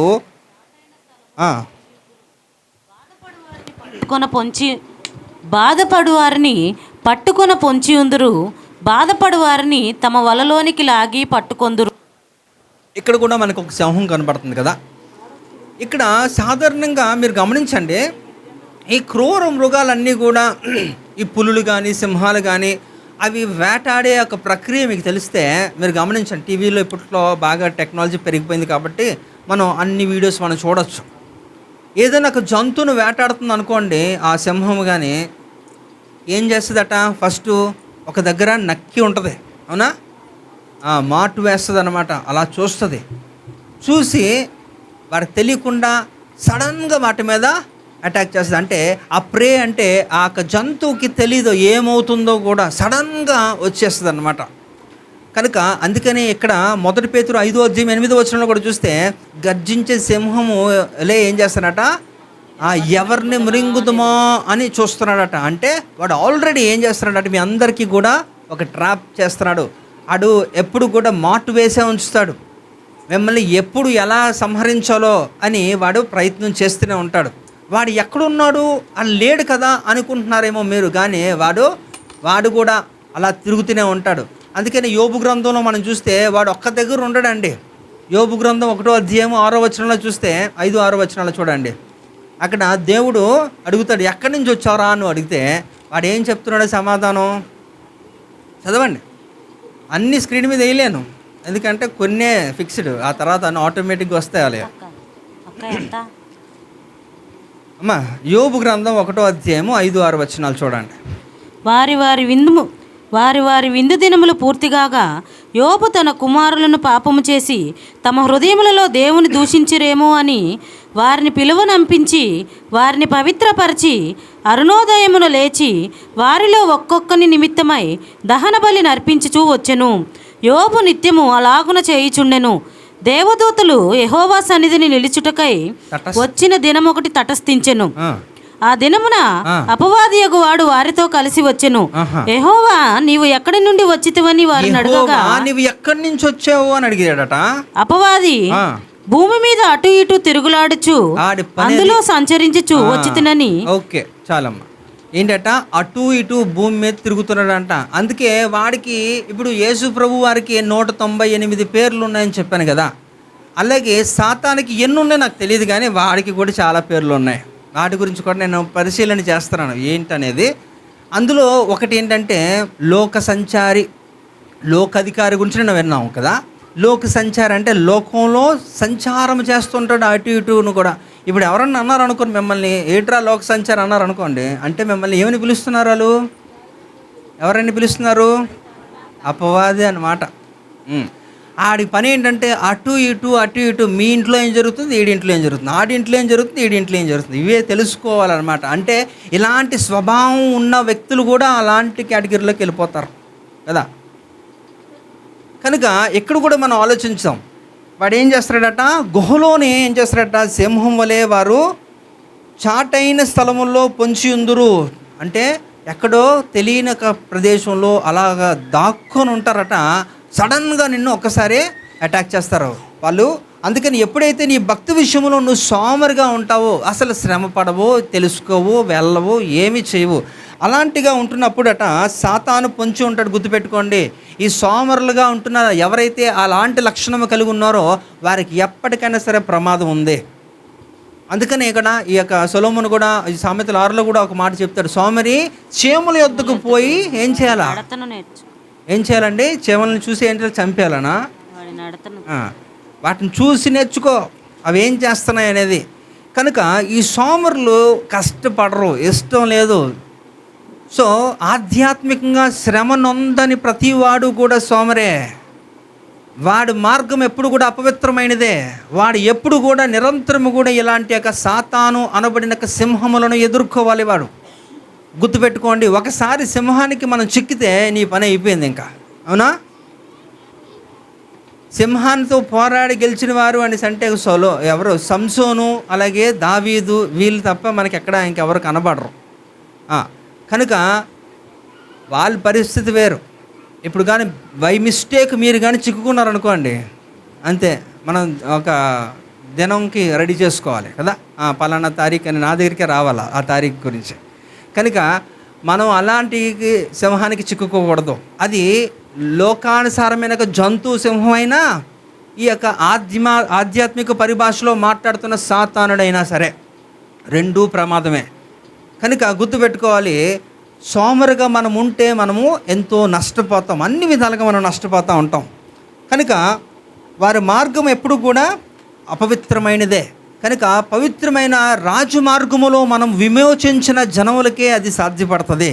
అంటే నిరంతరము కూడా మనము దైవికముగా మనము ఆ మార్గమును మనం ప్రయాణం చేస్తున్నప్పుడు అలాంటివి నీకు ఎదురుపడవు. ఇక్కడ చూడండి, ఇక్కడ ఆదికాండం 4వ అధ్యాయంలో 7వ వచనంలో ఒక మాట ఉంటుంది. అక్కడ దేవుడు మాట్లాడుతుంటాడు కయ్యనితో. చదవండమ్మా. నీవు సత్క్రియ చేసిన ఎడల తలనెత్తుకొనవా, సత్క్రియ చేయని ఎడల వాకిట పాపము పొంచియుండును, నీ ఎడల దానికి వాంఛ కలుగును, నీవు దానిని ఏలుదువనెను. కాబట్టి ఇక్కడ అంటున్నాడు దేవుడు, నువ్వు సత్క్రియ చేయని ఎడల అంటే మంచి పనులు చేయకపోతే. చూడండి, ఇందాకలు కూడా ఒక మాట చెప్పాను, నీతిమంతులుగా ఉండి కూడా ఏం ఉపయోగం అన్నాను. కారణం ఏంటో తెలుసా, నీతిమంతులుగా ఉంటున్నప్పుడు నువ్వు ఇతరులకు మేలు చేయకపోతే, అంటే మేలైనది చేయనెరిగి మేలు చేయకపోతే కూడా ఏమంటారు దాన్ని చెప్పండి, పాపం. అంటే నువ్వు సహాయం చేయగలనక స్థితిలో నువ్వు ఉన్నప్పటికీ కూడా నీ పక్కవాడికి నువ్వు సహాయం చేయకపోతే, నువ్వు మంచి క్వాలిటీస్ అన్నీ నీలో ఉన్నప్పటికీ కూడా, నువ్వు నీతిమంతుడానికి ముద్ర ఉన్నప్పటికీ కూడా నువ్వు అపవిత్రుడివే, ఇంకేంటట పాపము చేసిన వాడివే అని కూడా వాక్యం చెప్తుంది కదా. కనుక ఇక్కడ కూడా సత్క్రియ చేయకపోతే, మంచి పనులు నీలో లేకపోతే నువ్వు క్రైస్తవుడివి కాదట. ఇంకేమవుతావట, నువ్వు సింహాలను ఎదుర్కోవాలంటే రాజు మార్గములో నువ్వు ప్రయాణం చేయడానికి నీకు అవకాశం లేదు, అది అవ్వదు. ఇక్కడ మరి కయ్యను ఏమన్నా చేశాడండి, మంచి పని ఏమన్నా చేసినట్టు మనకు కనబడుతుందా? కయ్యని జీవితంలో మనం చూస్తే ఆయన ఏమన్నా సత్క్రియలు చేశాడా? అందుకే లేదు. కాబట్టే దేవుడు అలాంటి ప్రశ్న వేస్తున్నాడు. ఏమంటాడట, నీవు సత్క్రియ చేసిన ఎడల తలెత్తుకొనవా. నువ్వు చేస్తే ఆటోమేటిక్గా నీకు రాయాలిటీ ఉంటుంది కదా, నువ్వు తలెత్తుకొని తిరుగుతావు. కానీ ఇక్కడ సత్క్రియ చేయని ఎడల వాకిటి పాపం పొంచి ఉంది, నువ్వు చేయలేదు సరికదా. అందుకు యాక్చువల్గా దేవుడు తన్ని ముందుగానే హెచ్చరిస్తాడండి, బయటికి వెళ్ళొద్దు అంటాడు. తెలుసా, మీరు ఆ 4వ అధ్యాయం చదివితే బయటికి వెళ్ళొద్దు అంటాడు. ఎందుకంటే వాకిట్లో ఏముంది, పాపం ఉంది. కనుక నువ్వు వెళ్ళొద్దు అంటున్నప్పుడు కూడా ఆయన వెళ్తాడు. దేవుని యొక్క మాట మీరి వెళ్తాడు. అందుకనే కదా ఆజ్ఞాతిక్రమమే పాపం, అవునా. వద్దన్నది చేస్తేనే పాపం, ఇంకేదో అనేది తర్వాత. కనుక ఇక్కడ ఆ పని చేసినందున మరి ఆయన యొక్క పరిస్థితి ఎంత భయంకరంగా ఉండిపోయిందంటే, ఆయన దేశదిమ్మరి అనాక ఒక బిరుదు కూడా తీసుకున్నాడు. ఎవరు? కయ్యను. దేశదిమ్మరి అంటే తెలుసా, ఎక్కడ కూడా స్థిరంగా ఉండడు. వాడు ఎక్కడికి వెళ్తాడు అలాగమాట. అందుకనే rolling stones gather no moss అంటారు. ప్రతి ఒక్క వస్తువుకి తన యొక్క మాస్ అంటే తన యొక్క బరువు ఉంటుంది, దాని ఆ వస్తువుకి యొక్క మాస్ ఉంటుంది. ఎప్పుడు ఆ వస్తువుకున్నాక బరువుని మనం ఎప్పుడు మెజర్ చేయగలుగుతాం, అది స్థిరంగా ఒక దగ్గర స్టేబుల్గా ఉంటున్నప్పుడే. నీకు కనబడిన చోటల్లా నువ్వు తిరుగుతుంటే నీకు వాల్యూ ఏముంటుంది, ఐడెంటిటీ ఏముంటుంది? అందుకనే నువ్వు స్థిరంగా ఒక దగ్గర ఉండి అక్కడ నువ్వు దేవుని కొరకు వాడబడు, అది నీకు మంచిది. నీకు ఇచ్చిన తలాంతులు అక్కడ వాడు. ఎక్కడ పెడితే అక్కడ నువ్వు అలా తిరుగుతూ ఉంటే దానివల్ల యూజ్ ఉండదు పెద్దగా. ఎందుకంటే నువ్వు ఉన్న స్థలములో నువ్వు అక్కడ నీకంటూ ఒక ఐడెంటిటీ రావాలి ముందు. సో ఇక్కడ కూడా ఏం చేస్తారంట, దేశ దిమ్మరని ఎందుకు అన్నాడంటే ఎక్కడ కూడా, ఎందుకంటే దేవుడు ఆయనకి ఇచ్చిన ఒక శాపం అది. దేవుడు ఆయనకు శాపాన్ని ఇచ్చాడు. ఆ శాపాన్ని బట్టి ఆయన ఏం చేస్తారంట, ఎక్కడ కూడా స్థిరంగా లేకుండా అలా తిరుగుతూ అలా తిరుగుతూనే ఉన్నాడు. ఆ తర్వాత ఎక్కడ నోదు అనే దేశంలోకి వెళ్ళి స్థిరపడ్డాడు అక్కడ చాలా సంవత్సరాలకి. ఆ నోదు అనే దేశం ద్వారానే అక్కడి నుంచే కయ్యనికి తన భార్యని తీసుకొని వచ్చాడు. అదో పెద్ద సబ్జెక్టులండి. అయితే ఇక్కడ మనం గమనిస్తే సత్క్రియ చేయకపోతే, మంచి పనులు నీలో లేకపోతే గుర్తుపెట్టుకోండి, అది మీకు పాపమే. దానివల్ల ఏమవుతుందట, మీ మార్గములు అపవిత్రమైపోతాయి. కనుక మీరు దేవుడు మన కొరకు సిద్ధపరిచిన నూతనమైనది జీవమైన మార్గాన్ని మన కొరకు చేశాడు కదా. ఆయన చేసిన మార్గములో నువ్వు ప్రయాణం చేసినప్పుడు నీకు ఏమి కనబడదట, సింహము కనబడదు. కానీ ఈడిందాకలు ఏమంటున్నాడు, అక్కడ దారిలోనే కనబడుతుందట వీడికి మాత్రమే, ఎవరికి కనబడలే, ఆడికే కనబడుతుంది. ఎందుకు? అలాంటి వాళ్ళు కూడా ఇక్కడ కూడా లేకపోలేదు. మళ్ళా చెప్తున్నాను, సోమరులుగా ఉంటున్న వారు ఏ పని చేయడానికి ఇష్టపడరు, పనులు వాయిదా వేస్తూ ఉంటారు కూడా. ఈరోజు కాదండి, ఇప్పుడు చేయలేనండి, ఈ పూట చేయనండి, ఆ పూట చేస్తానండి. ఏం పూటలు రా, దేవుడిచ్చినాక తలాంతిని దేవుని పనిని చేయడానికి నువ్వు అలాగా దాన్ని తారీఖులు మారుస్తూ ఉంటే నీకు ఇంకెప్పుడు.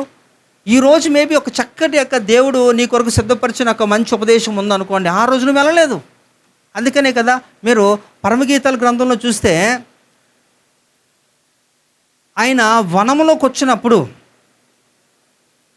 ఆయన దేనికొచ్చాడట, 2వ అధ్యాయంలో మీరు చూస్తే ఆయన దేనికొచ్చాడు, ఆయన పుష్పములను పద్మములను ఆయన ఏం చేసుకుని ఏరుకోవడానికి వస్తున్నప్పుడు ఆ సమయంలో వారు కానీ ఫలించకపోతే, ఎవరన్నా సరే మనకు కూడా ఉన్న ఒక మైండ్ సెట్ ఏంటండి, ఇప్పుడు పూలు కొనుక్కుంటున్నారు అనుకోండి, స్త్రీలు వారికి బాగా అవగాహన ఉంటుంది కదా. మీరు ఏదన్నా ఒక రోజో లేకపోతే జాస్మిన్ కొనాలనుకోండి, ఎలాంటివి కొంటారు?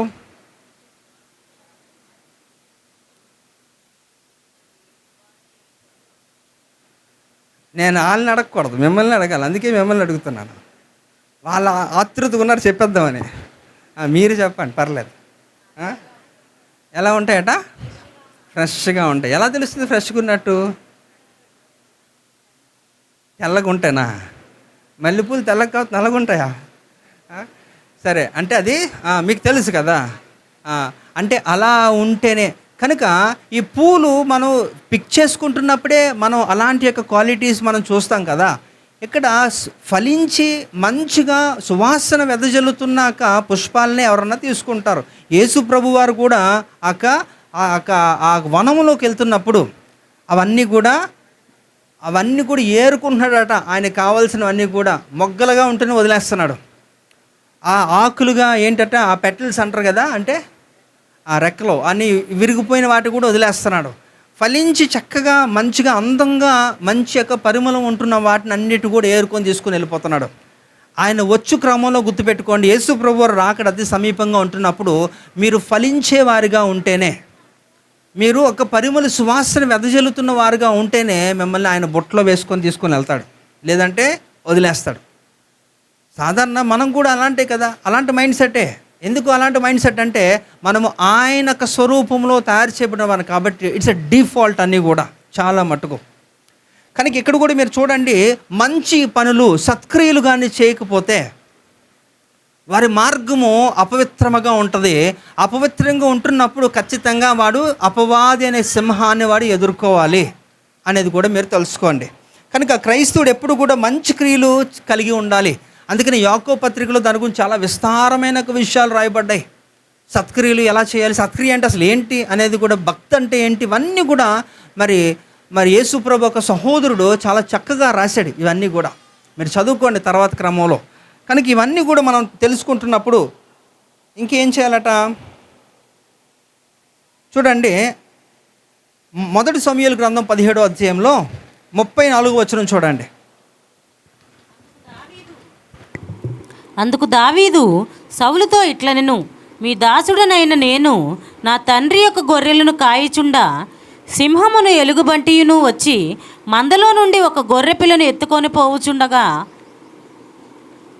నేను దాన్ని తరిమి చంపి దాని నోటి నుండి ఆ గొర్రెను విడిపించుతుంది. ఇది దావీదు కాలంలో తను ఎదుర్కొన్న వాటిని ఆయన చెప్తున్నాడు. ఎక్కడ కూడా ఈ రెండు వచ్చాయంట. ఏంటంటే అది సింహము, ఎలుగుబంటి ఈ రెండు కూడా క్రూర మృగాలేనా? ఈ రెండు కూడా అవి కూడా మనుషుల్ని చంపేస్తూ ఉంటాయి, జాలి ఏమి ఉండదు వాటికి. ఇవి కూడా అలాగే చేస్తుంటాయి. అయితే ఇక్కడ చూడండి, ఇక్కడ ఎందుకు ఈ సందర్భం అంటే, ఎలా అయితే సింహము, ఎలుగుబంటి మందులో ఉన్న గొర్రెల్ని ఎత్తుకుపోతుందో పాపము కూడా అలాగే మందులో ఉంటున్న వారిని ఎత్తుకొని పోతాయట. సో అందుకనే 133వ కీర్తనలో ఒక మాట మరి వాళ్ళు తెలియజేస్తారు. ఏంటట? సహోదరులు ఐక్యత కలిగి నివసించట ఎంత మేలు, ఎంత మనోహరమట. అందరూ కలిసిగా ఉంటున్నప్పుడు, కలిసికట్టుగా మనం పనిచేస్తున్నప్పుడు దేవుని రాజ్యము త్వరగా ఏర్పరచబడుతుంది. అనేకులు మనము క్రీస్తు యొద్దకు నడిపించగలుగుతాము.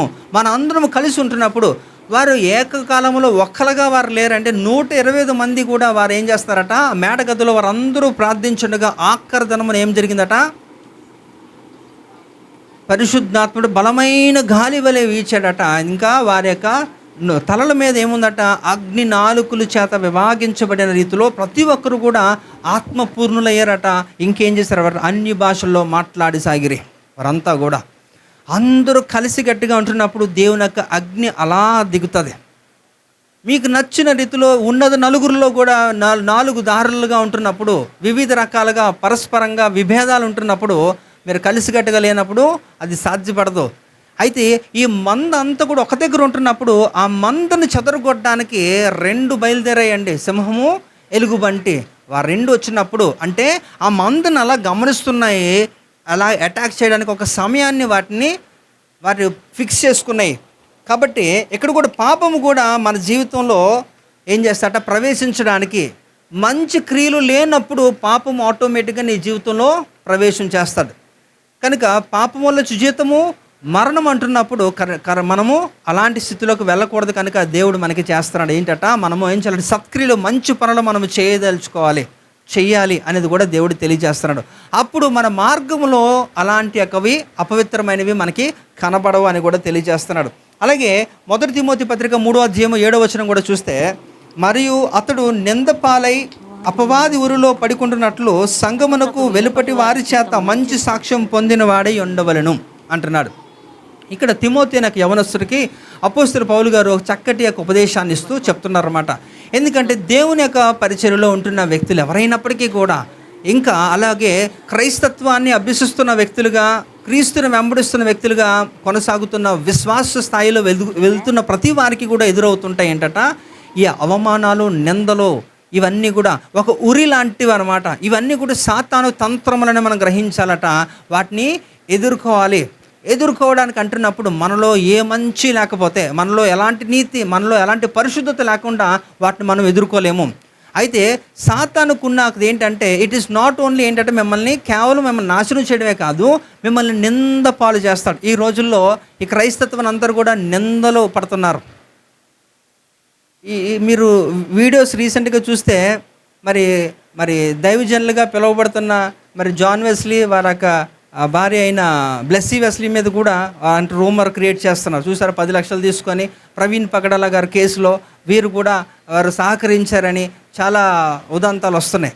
వాటిని ఖండిస్తున్నారు. కానీ అంటే ఈ మెల్లుగా అలా ఇలా చేసి క్రైస్తత్వం మీద పడుతున్నారు. వారి యొక్క సేవకుల్ని, వారిని దూషిస్తూ వారిని అన్పాపులర్ చేయాలని, ఇవన్నీ నిందలు కాదా?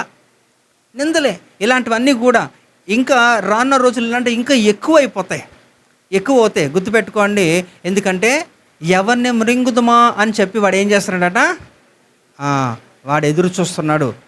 ఎందుకంటే గుర్తుపెట్టుకోవాలి, వాడు మనకు ఎదురు పడకూడదు అనుకుంటే రాజమార్గములో మనం ఉండాలి. విమోచించిన వారిగా మనం ఉంటే తప్ప మనం లేకపోతే ఇవన్నీ కూడా మనం ఎదుర్కొనే పరిస్థితే. కనుక ఇవన్నీ కూడా మనం సంఘములు ఉన్నంత వరకు, ఇక్కడ కూడా సాక్ష్యం గురించి చెప్తూ, సంఘములో ఉంటున్నప్పుడు నీకు ఎంత సాక్ష్యం ఉందో బయట కూడా అంతే సాక్ష్యము మనము నిలుపుకోవాలట. ఆ మాటని ఆయన తెలియజేస్తున్నాడు. సంఘంలో సాధారణంగా అందరికీ కూడా మొహమాటానికన్నా ఎస్ నో అని అనేస్తారు, కానీ బయట ఆ విషయంలో కొంచెం ఆలోచిస్తూ ఉంటారు. కానీ అదే మెయింటైన్ చేయగలగాలట. అలా చేసిన రోజు నువ్వు ఇలాంటి యొక్క సింహములను ఎదుర్కోకుండా అవకాశం ఉంటుందని కూడా దేవుడు తెలియజేస్తున్నాడు. ఇంకొక చిన్న మాట చూద్దాం. మొదటి రాజుల గ్రంథం 20వ అధ్యాయము 35, 36 చూడండి. అంతటా ప్రవక్తల శిష్యులలో ఒకడు యెహోవా ఆజ్ఞ చేత తన చెలికానితో నన్ను కొట్టుమనగా అతడు అతని కొట్టుటకు ఒప్పకపోయినప్పుడు అతడు, నీవు యెహోవా ఆజ్ఞకు లోబడకపోతివి గనుక నీవు నన్ను విడిచిపోగానే సింహము నిన్ను చంపునని అతనితో చెప్పెను. అతడు వెళ్ళిపోగానే సింహం ఒకటి అతనికి ఎదురై అతనిని చంపెను. అంటే ఇక్కడ సింపుల్ అంటే వివరించడానికి సమయం లేదు కనుక చాలా చక్కటి యొక్క విషయాలు ఇవన్నీ కూడా, మీరు లోతైన విషయాలు ఇవన్నీ కూడా మీరు అర్థం చేసుకొని ఇంటికి వెళ్ళి మళ్ళీ మీరు చదివే ఆ అలవాటు ఉంటే మాత్రం మీకు చాలా మంచి సబ్జెక్ట్స్ ఇవన్నీ కూడా. సో అంటే దీని అర్థం ఏంటంటే సారాంశం నేను చెప్పేస్తాను, టైం లేదు కనుక. ఎవరైతే దేవుని యొక్క ఆజ్ఞకు లోబడరో, ఇక్కడ కూడా చెప్తున్నాడు కదా, ఆజ్ఞకు లోబడలేనప్పుడు ఆయన ఏం చెప్పాడట, ఒక సింహానికి ఇగో నువ్వు వినట్లేదు కదా, నేను ఎవరికి అప్పగిస్తాను, దారిలో నీకు ఒక సింహం ఉంటుంది, అది నిన్ను సంహరిస్తాను. అలానే జరిగింది అక్కడ. ఆ వ్యక్తి లోబడలేదు.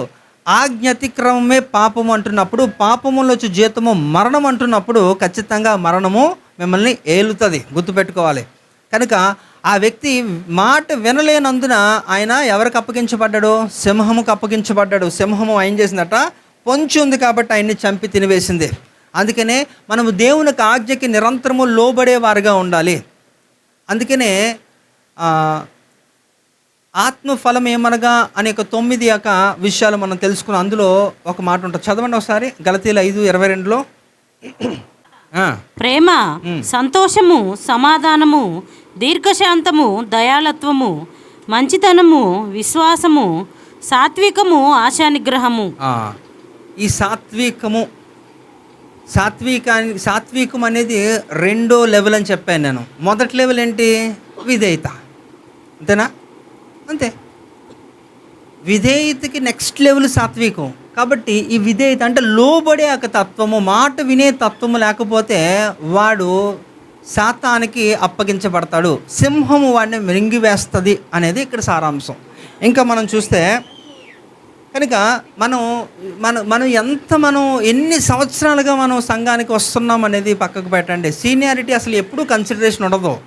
సీనియారిటీకి ఏమన్నా ఉంటుందేమో కానీ ఆత్మీయతకు మాత్రం సీనియారిటీ ఉండదు.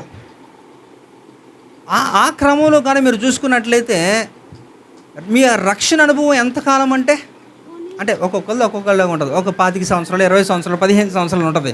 కానీ ఒకడికి 25 సంవత్సరాలు, 30 సంవత్సరాలు రక్షణ మార్గంలో ఉన్నప్పటికీ కూడా ఒకడు 2 సంవత్సరాల్లోనే అద్భుతంగా దేవుని కొరకు వాడబడుతుంటే అంటే అక్కడ సీనియారిటీ ఉంటుందేమో, ఒకటి ఆత్మీయతలో మాత్రం అది ఉండదు.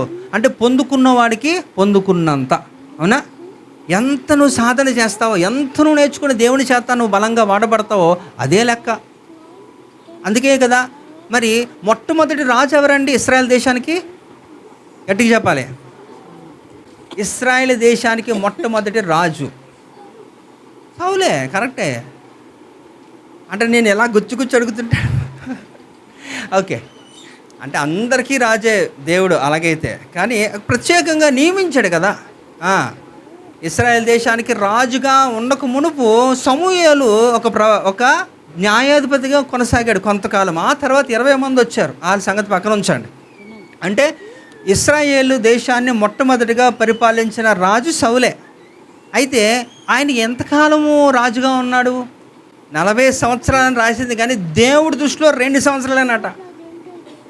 దేవుడి దృష్టిలో సౌలు రాజుగా దేవుడు ఒప్పుకొని పెట్టింది మొదటి 2 సంవత్సరాలే. 38 సంవత్సరాలు గాలికి వదిలేశారు, దేవుడే కన్సిడరేషన్ చేయట్లేదు. అది నేను చెప్తున్నా. అంటే ఇక్కడ సీనియారిటీ ఉంటుందేమో కానీ అది పెద్దగా పనిచేయదు. ఇక్కడ పనే కావాలి.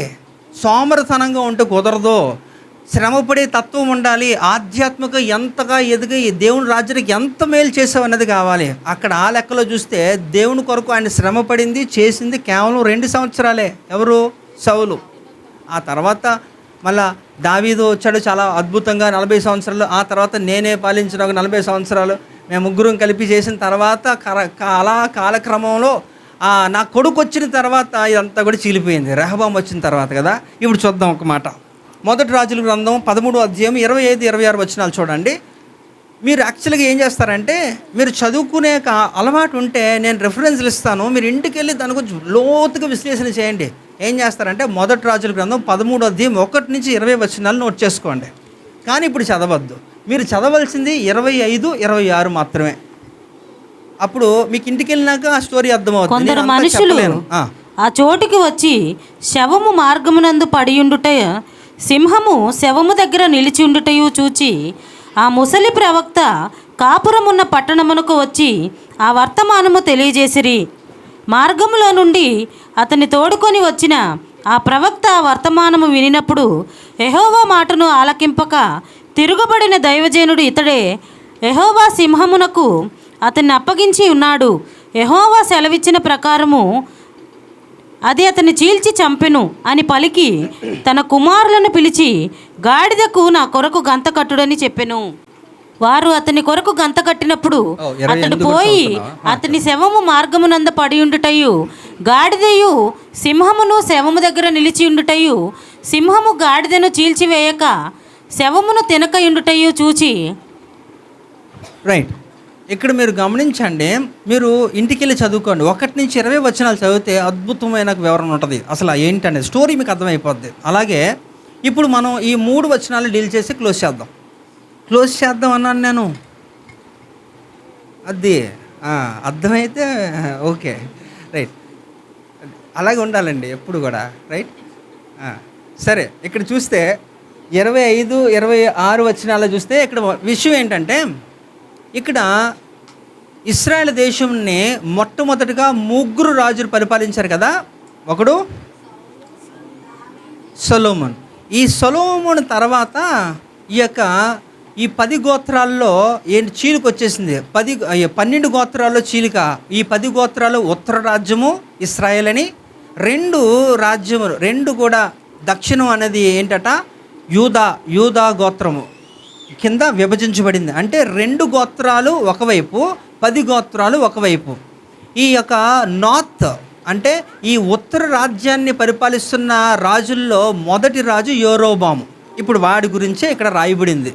వాడు 22 సంవత్సరాలు పరిపాలించాడు రాజుల చరిత్రలో. ఇది వాడు చాలా క్రూరుడు, మూర్ఖుడు. అయితే వాడు బహుగా ఏం చేస్తాడంటే విగ్రహారాధనని ప్రవేశపెట్టి అక్కడ చాలా దేవునికి అవిధేయుని క్రియలు చేస్తున్నాడు. వాడిని గద్దించడానికి ఒక ప్రవక్తని దేవుడు పంపాడు. ఎక్కడి నుంచి పంపాడట? యూదా నుంచి పంపించాడు. యూదా నుంచి ఎక్కడికి వచ్చాడట?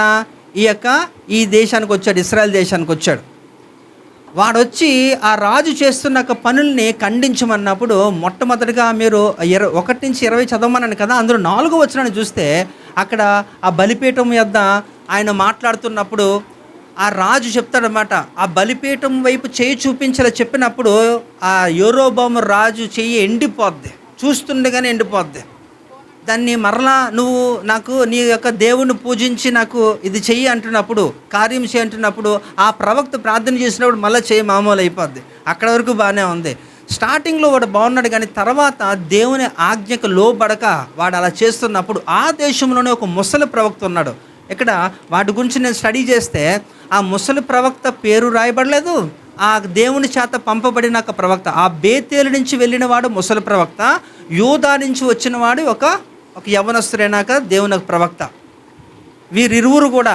అయితే ఆ దేవుడే ఆ యెరోబాముని ఖండించి బుద్ధి చెప్పమంటే వాడు చేయలేనందున ఇక్కడ జరిగిందనమాట. అక్కడ ఇప్పుడు చదవండి. కొందరు మనుషులు ఆ చోటికి వచ్చి శవ మార్గమును పడి ఉండుటయు, సింహము శవము దగ్గర నిలిచి ఉండటయు చూచి ఆ ముసలి ప్రవక్త కాపురం ఉన్న పట్టణమునకు వచ్చి ఆ వర్తమానము తెలియజేసిరి. ఇక్కడ చూడండి, సింహము గురించి మనం మాట్లాడుతున్నప్పుడు సింహము చంపేస్తుందా లేదా? ఎవరినైనా సరే పడి చంపేస్తుంది. ఇంకా చూస్తే మార్గములో నుండి అతన్ని తోడుకొని వచ్చిన ఆ ప్రవక్త ఆ వర్తమానం వినినప్పుడు యెహోవా మాటను ఆలకింపక తిరుగుబడిన దైవజనుడు. దేవునికి మాటకి లోబడకుండా దేవుడు పంపిన వ్యక్తే ఆ రీతిలో ప్రవర్తించినందుకు ఏం చేశారట? ఆ సింహముకి వారు అప్పగించబడ్డారు. ఇందాకలు కూడా మనం విన్నాం, మొదటి రాజుల గ్రంథంలోనే ఇందాకలు కూడా ఒక సందర్భం విన్నాం, ఇదే సింహం చేస్తుంది ఆ పని. ఇంకేం చేశారట, అప్పగించున్నాడు, యెహోవా సెలవిచ్చిన ప్రకారము అది అతన్ని చీల్చి చంపెను అని పలికి తన కుమారులను పిలిచి గాడిదకు నా కొరకు గంత కట్టడని చెప్పాను. వారు అతని కొరకు గంత కట్టినప్పుడు అతడు పోయి అతని శవం మార్గమును పడి ఉండుటయు, గాడిద సింహమును శవము దగ్గర నిలిచి ఉండుటయు, సింహము గాడిదను చీల్చివేయక శవము తినక ఉండుటయు చూచి. ఇక్కడ వాస్తవంగా ఏం చేయాలా, సింహము ఒక గాడిదను చూసినా మనిషిని చూసినా వాళ్ళని చంపేయాలి. ముందు తినడం తినకపోవడం పక్క నుంచి వాళ్ళని చంపేస్తుందా, అవునా? అక్కడ వ్యక్తిని అయితే చంపింది, శవాన్ని తినలేదట, ఆ గాడిద ఉందట, గాడిదని కూడా తినలేదట, దాన్ని చంపలేదు, అలాగే అక్కడే ఎదురు చూస్తుందట అలా కూర్చొని సింహం. అంటే ఇక్కడ మనం అర్థం చేసుకోవాల్సిన విషయం ఏంటంటే, సమయము కొరకు ఈ యొక్క సాతానుడు ఏం చేస్తాడట, నీ కొరకు పొంచే ఉంటాడట వాడు అలాగా. అందుకనే వాడికి ఏ సమయం, చిన్న సమయం దొరికినా చాలు మొత్తాన్ని మార్చేస్తాడు. దేవుని యొక్క ప్రణాళికనే రివర్స్ చేసేస్తాడు వాడు. అందుకనే అపవాదికి చోటు ఇవ్వకడి అని ఉంటుంది ఒక మాట, అవునా? వాడికి నువ్వు చిన్న ఛాన్స్ ఇస్తే చాలు, మొత్తం అంతా కూడా వాడి పెత్తనమే ఉంటుంది నీ లైఫ్లో. అందుకనే వాడిని ఏం చేయాలట, యాకోబు పత్రిక 4వ అధ్యాయము 7వ వచనంలో యాకోబు ఒక మాట అంటున్నాడు కదా, అందరికీ తెలిసిందే. చిన్నపిల్లలు మీరు కంటతో రెండో ఇవన్నీ టకటక మీరు చెప్పగలగాలి. కాబట్టి దేవునికి లోబడి అపవాదిని ఎదిరించాలట, అప్పుడు వాడు మీ యొద్ద నుండి పారిపోవును. కానీ మనం అంత ధైర్యము దమ్ము లేదు కదా, ఆయన ఎదిరిస్తే ఎలాగా, మరి నాకు బ్యాండ్ వేస్తాడు కదా అని వాడిని ఎదిరించరు. వాడితో పాటు రాజీ, కాంప్రమైజ్ అయిపోయినప్పుడు ఏముందండి, ఏం ఉండదు, బాగానే ఉంటుంది, లైఫ్ బాగానే ఉంది అనుకుంటారు. కానీ గుర్తుపెట్టుకోండి, అది చాలా ప్రమాదం. దేవునికి లోబడితే వాడు నీకు లోబడతాడు, సింపుల్. కానీ మనం ఏం చేస్తామట, దేవునికి తప్ప అందరికీ లోబడతాం. దేవునికి లోబడాలి మనం, అప్పుడు వాడు మనకు లోబడతాడు. మనం చెప్పింది వాడు చేస్తాడు, వెళ్ళిపోరా అంటే వెళ్ళిపోతాడు. వాడు మన దరిదాపులకి కూడా రాడు. సింహము ఎప్పుడు కూడా నీ యొక్క దారిలో ఉండకుండా మీరు చూసుకోవాలి. ఈ సోమరి అంటున్నాడు, దారిలో సింహం ఉంది, ఇంకా వీధిలో సింహం ఉంది. ఎందుకనంటే వాడు పని చేయడు, వాడికి ఇష్టం లేదు, ఎందుకంటే వాడికి పనిగండం ఉంది కాబట్టి. పని చేస్తే చచ్చిపోతాడు అంతే. కనుక అలాంటి పనిగండాలన్నీ కూడా మీరు యేసు నామములో ఏం చేయాలి చెప్పండి, ఏం చేయాలా? పనిగండం కావాలా మనకి? గుర్తుపెట్టుకోండి, పనిగండం ఉందనుకోండి మీరు ఇంక పరలోకం వెళ్ళలేరు. దేవుని కొరకు శ్రమ పడాలి, దేవుని కొరకు పని చేయాలి. ఎంత శ్రమ మీరు దేవుని కొరకు పడతారో అంత విస్తారమైన ఆశీర్వాదములు. హల్లెలూయా. కాబట్టి ఇక్కడ ఏంటంటున్నాడు, అవి అలాగ సింహం అక్కడే చూస్తుందట, ఆ గాడిదని చంపలేదు, ఆ శవాన్ని తినలేదు, అక్కడే అలాగ ఎదురు చూస్తుంది. అంటే వాడి సరైన సమయం కొరకు అలాగ ఎదురు చూస్తూ ఉంటాడు. నీ జీవితాన్ని ఎప్పుడు కూడా వాడు అస్తవ్యస్తం చేయడానికి నిరంతరం కూడా ప్రయాసపడుతూ ఉంటాడు. వాడికి సమయం కొంచెమే అని వాడికి తెలుసు. ప్రకటన గ్రంథం 12వ అధ్యాయం మీరు చదువుకోండి, వాడికి సమయము కొంచెమే ఉందంట. ఆ కొంచెం సమయంలోనే వాడు ఎక్కువ పని చేయాలనుకుంటున్నాడు. కానీ మీకు విస్తారమైన సమయం ఉన్నప్పటికీ మీరు పనే చేయట్లేదు. అందుకనే సోమరి గురించి అద్భుతంగా ఇక్కడ సొలొమోను చక్కటి విషయాలు మనకి తెలియజేస్తున్నాడు. సోమరి ఏమంటాడట, ఎప్పుడూ సాకులే చెప్తా ఉంటాడు, దారిలో సింహం ఉంది, వీధిలో సింహం ఉంది అంటున్నాడు. కనుక వాడి వలె అలాంటి యొక్క లక్షణము మనము కలిగి ఉండకూడదు. కనుక దేవుడు నీకు ఇచ్చినాక ఆ శక్తిని, జ్ఞానాన్ని దేవుని కొరకు వినియోగించండి, దేవుని కొరకు శ్రమ పడండి, అనేకుని క్రీస్తు చెంతకు చేర్చండి. దేవుడి కొద్ది మాటలు వెనుకల్లో ఫలించును గాక.